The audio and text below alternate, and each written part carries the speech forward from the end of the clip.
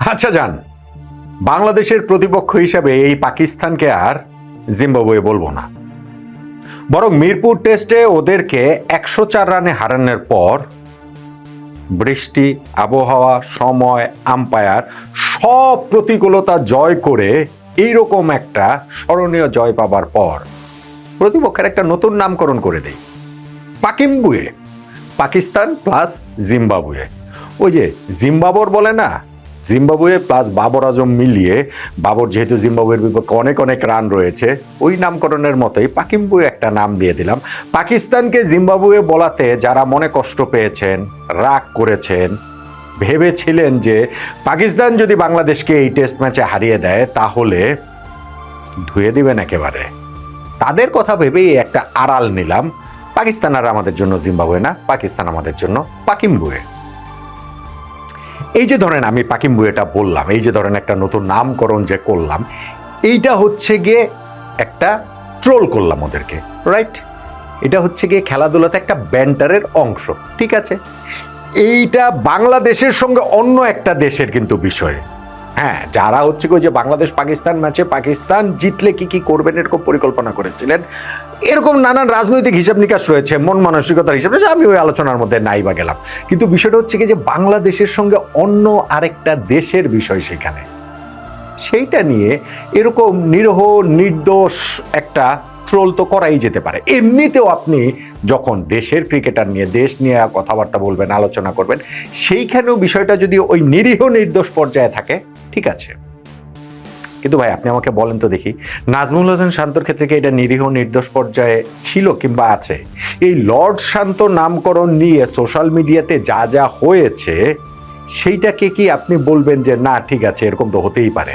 আমি শান্তকে নিয়ে একটা ভিডিও করেছিলাম, সেই ভিডিওতে অনেকে কমেন্টস করেছেন যে না ভাই, শান্তর খারাপ সময় তো আপনি অনেক কথা বলেছেন। অবশ্যই বলেছি এবং অবশ্যই সামনে আবার বলবো, কিন্তু সমালোচনা কোনটা এবং টার্গেট করে হেয় প্রতিপন্ন করা, ট্রল করে তাকে একেবারে ধুলোর সাথে মিশিয়ে দেওয়ার বিষয় কোনটা, সেটা আমাদের বুঝতে হবে। নাজমুল হোসেন শান্ত ঠিক যেই পারফরমেন্স করেছেন, ওই একই রকম পারফরমেন্স, ধরেন বাজে পারফরমেন্সই করে তার টিমমেট আরও একজন, দুইজন, তিনজন, চারজন মিডিয়ার কাছ থেকে, সোশ্যাল মিডিয়ার কাছ থেকে রেহাই পেয়ে গিয়েছে।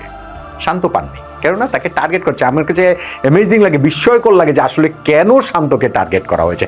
যাই হোক, সেটা নিয়ে আলাদা আলোচনা করেছিলাম। এখানে যেহেতু পাকিম্বুয়ের ওই আলোচনার কথাটা বললাম, একটা নতুন নামকরণের, বাংলাদেশ যে জিতেছে, বাংলাদেশের যে আসলে ক্রিকেটটা কোন জায়গায় আছে এখন, সেই জন্য এটা বলছি। দেখেন, আমার ওই কথা বলার অর্থ না যে পাকিস্তানের ক্রিকেট জিম্বাবুয়ে হয়ে গিয়েছে। ধরেন পাকিস্তানের যে ক্রিকেট ঐতিহ্য, তাদের যে সাফল্য, সেইটার ধারে কাছেও বাংলাদেশ নাই। কত বছরে আমরা যেতে পারবো সেটাও একটা বড় প্রশ্নের বিষয়। ধরেন আমরা যদি গত কয়েক বছর যদি হিসাব করি, লাস্ট 5 বছর 10 বছর, ওয়ার্ল্ড ক্রিকেটের পরাশক্তিদের মধ্যে কোন দলটার সঙ্গে আমাদের সমানে সমানে টক্কর সবচেয়ে বেশি হয়? ধরেন ওয়েস্ট ইন্ডিজ। এখন ওয়েস্ট ইন্ডিজের ক্রিকেটের ধারে কাছে বাংলাদেশ আগামী ধরেন 10 বছর, 20 বছর, 30 বছরও কি আমরা যেতে পারবো? সো আমি এটা বলছি না যে পাকিম্বুয়ে মানে পাকিস্তানের ক্রিকেট জিম্বাবুয়ে হয়ে গেছে, কিন্তু যেহেতু আমি ওই যে একটা সেক্টর ধরে বলেছি যে বাংলাদেশের 3টা ফরম্যাটে, টেস্ট, ওয়ানডে, টি20তে লাস্ট সিরিজ আমরা পাকিস্তানের সঙ্গে জিতেছিলাম। জিম্বাবুয়ে ছাড়া ইন্টারন্যাশনাল ক্রিকেটে আর কোনো দলের সঙ্গে তো আমাদের এরকম সাফল্য থাকার কারণ নাই। যেই কারণে আমি বলছিলাম যে এইভাবে বাংলাদেশ এই পাকিস্তানকে জিম্বাবুয়ের মতো করে ট্রিট করতে পারে, এবং প্রথম টেস্টটা বাংলাদেশ ঠিক সেইভাবেই ডমিনেট করে জিতেছে। আমি আপনাদের ট্রোল কিংবা সমালোচনা সেটার হাত থেকে আপাতত রক্ষা হয়েছে। ভবিষ্যতে যদি নেক্সট টেস্টটাতেও আমি এখনই বলে দিচ্ছি, বৃষ্টি যদি বাগড়া না দেয় তাহলে বাংলাদেশ সিলেট টেস্টও জিতবে। এই বাংলাদেশ এই পাকিস্তানের তুলনায় এতটাই শক্তিশালী। এখন প্রথম টেস্ট ম্যাচটা যে বাংলাদেশ জিতলো, সেটা আসলে সত্যিকার অর্থে একটা কম্বাইন্ড টিম এফোর্ট। আমি শান্তর কথা বলছিলাম, আরেকটা ভিডিওতে বিস্তারিত আলোচনা করেছি। আপনাদের অনেকেই তাকে দেখেন লর্ড শান্ত হিসাবে, আমি তার মধ্যে দেখি হচ্ছে গিয়ে জীবন। অনেকেই হচ্ছে গিয়ে নাহিদ রানা, অনেকেরা সবাই আমরা নাহিদ রানার গতির ঝড়টা দেখি। আমি নাহিদ রানার মধ্যে দেখি হচ্ছে গিয়ে তার ওই আগুনে একটা আগ্নেয়গিরি দেখি। অনেকে তাসকিন আহমেদের মধ্যে দেখেন হচ্ছে গিয়ে টেস্ট ক্রিকেটের অনীহা, আর আমি তার মধ্যে দেখি যে ভেতরে একটা সিংহ লুকিয়ে থাকা। অনেকে মিরাজ তাইজুলকে দেখেন যে স্পিন ট্র্যাক ছাড়া পারেন না, কিন্তু আমি বুঝি যে দলের জন্য তাদের নিবেদনটা আসলে কতটা এই টেস্টে সেটা প্রমাণ করেছে। বাংলাদেশের অনেক ক্রিকেটারদের ক্ষেত্রেই মেজরিটি ক্রিকেটার এই টেস্টে তাদের কন্ট্রিবিউটটা আসলে করেছেন।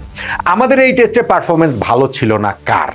ধরেন আমাদের দুই ওপেনার মাহমুদুল হাসান জয় এবং সাদমান ইসলাম, তাদের পারফরমেন্স ভালো ছিল না, এবং আমাদের পেস বোলার ইবাদত হোসেনের পারফরমেন্সটা আপ টু দ্য মার্ক ছিল না। ধরেন এই তিনজন বাদ দিলে মোর অললেস সবাই কিন্তু আসলে কন্ট্রিবিউট এই টেস্ট ম্যাচটাতে করেছেন। শান্তর আগের ভিডিওটাতে ইনফ্যাক্ট আমি তার ব্যাটিং নিয়ে অনেক আলোচনা করেছি। তার ক্যাপ্টেন্সির জায়গাটা দেখেন, যেইভাবে ইনিংসটা ডিক্লেয়ার করেছেন, যে সাহসী সিদ্ধান্ত নিয়েছেন, সেই জায়গাটা দেখেন। বোলিং চেঞ্জগুলো আপনি দেখেন। ইনফ্যাক্ট নাহিদ রানা যে লাস্ট স্পেলে সেরকম ডেভাস্টেটিং হয়ে উঠলেন, সেই জায়গাটা তো দুই স্পিনার দিয়েও তিনি অপারেট করেছিলেন, সেইখান থেকে এক স্পিনার বসিয়ে তিনি নাহিদ রানাকে আনলেন, সেইটা কাজে লেগে গিয়েছে। আপনি বলবেন যে ভাই নাহিদ রানার ক্রেডিট, তো ক্যাপ্টেনের কাজই তো ওইটা। ক্যাপ্টেনের কাজই তো হচ্ছে গিয়ে ওই রাইট বোলারদের রাইট টাইমে নিয়ে আসা। যদি সেটা ক্লিক করে যায় তাহলেই তা ক্যাপ্টেন্সির সেই সুনামটা হয়। আর যদি ক্লিক না করে তখন তো ওইটা হয় না যে না ওই বোলারদেরই তাদের কারণেই ক্যাপ্টেন খারাপ হয়ে গেছে, বিষয়টা সেইটা না।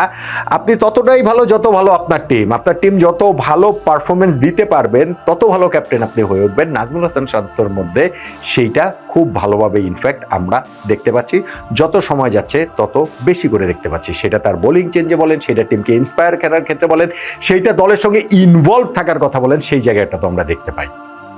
নাহিদ রানা সম্পদ ভাই। বাংলাদেশ ক্রিকেটে এইরকম একটা মানে pace bowler, proper fast bowler আমরা আসলে সত্যিকার অর্থে সেই মাশরাফি বিন মুর্তজার ক্যারিয়ারের শুরুর অংশটা ছাড়া আর কখনোই পাইনি।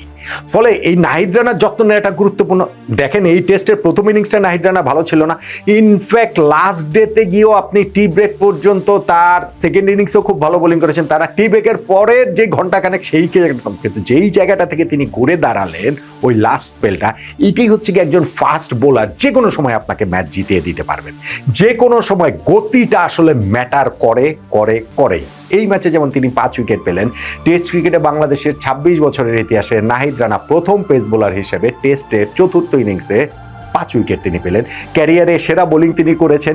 দ্বিতীয় ওভারের মতো টেস্টে তিনি 5 উইকেট নিয়েছেন এবং পেসারদের মধ্যে 2010 সালে শাহাদাত রাজীবের 16 বছর পর বাংলাদেশের মাটিতে কোনো পেসার বাংলাদেশের 5 উইকেট পেলেন।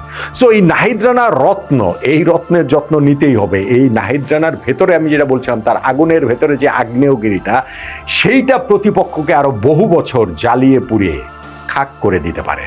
নাহিদ রানা তাই অবশ্যই সম্পদ, এবং আমি মনে করি যে এইরকম সম্পদের ব্যবহার সবসময়, ক্রিকেটে দুইটা সম্পদ আছে যেটা আপনাকে সবসময় একটা এজ দিবে। একটা হচ্ছে গিয়ে প্রপার ফাস্ট বোলার, আর আরেকটা হচ্ছে গিয়ে লেগ স্পিনার। সে কারণে আমি মনে করি নাহিদ রানা টি-20 বোধে আমাদের একটা খেলেছেন, ওয়ানডেতে তিনি খেলছেন। এখন নাহিদ রানাকে টি-20তেও খেলানো উচিত। আবার এট দ্য সেম টাইম আমি মনে করি রিশাদ হোসেনকেও বাংলাদেশের টেস্টে খেলানো উচিত। সেকেন্ড টেস্টেই খেলা পারবে আমি সেটা বলছি না, পাকিস্তানের বিপক্ষে, কিন্তু খেলানোটা উচিত বলে আমি মনে করছি। ধরেন তাসকিন আহমেদ 1.5 বছর ধরে টেস্ট ম্যাচ খেলছেন না, কিন্তু এই ম্যাচে টেস্ট খেলতে এসে কি অসাধারণ তিনি পারফর্ম করলেন। এবং ওই যে লাঞ্চের আগের যে সময়টা, সেইখানটাতে 4 ওভার মাত্র বোলিংয়ের বাংলাদেশ সুযোগ পেয়েছে, ফার্স্ট ব্রেক থ্রো এনে দিয়েছেন।